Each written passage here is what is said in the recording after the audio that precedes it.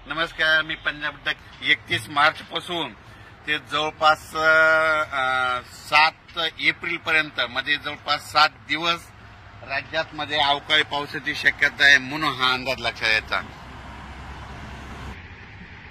जसा आता हे मार्च एंड चालू आहे तसंच म्हणजे मार्च एंडला सगळे कामं म्हणजे आठवते समजा बँकेचे यायचे,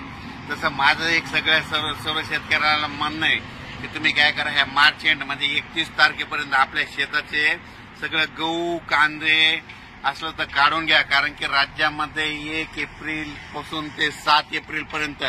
म्हणजे जवळपास 7 दिवस राज्यात दररोज आज या भागात उद्या दुसऱ्या भागात पुन्हा परवा दिवशी तिसऱ्या भागात पुन्हा चौथ्या दिवशी पहिल्या भागात असा अवकाळी पाऊस पडणार आहे। म्हणजे सांगायचं झालं तर मुंबईला देखील पाऊस पडणार आहे, पुण्याला देखील पडणार आहे, पूर्व विदर्भ, पश्चिम विदर्भ, दक्षिण महाराष्ट्र, उत्तर महाराष्ट्र, कोकणपट्टी, खानदेश, मराठवाडा मध्ये सगळ्या भागामध्ये दररोज 1-2 दिवस मुक्काम करत पाऊस पडणार आहे म्हणून हा अंदाज लक्षात घ्यायचा।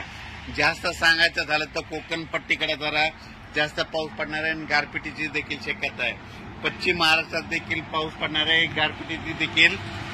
शक्यता आहे म्हणून हा अंदाज लक्षात घ्यायचा।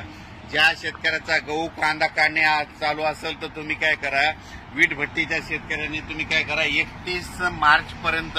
तुमच्या वीट भट्टी देखील झाकून ठेवा, कारण की राज्यामध्ये जवळपास म्हणजे 31 मार्चलाच म्हणजे आभाळ खूप येणार आहे। 31 मार्च ते 7 एप्रिल म्हणजे जवळपास त्या म्हणजे अवकाळीचा मुक्काम जवळपास 7 दिवस राहणार आहे। आतापर्यंत इतका मुक्काम राहत नाही, पण दररोज 2-2 दिवस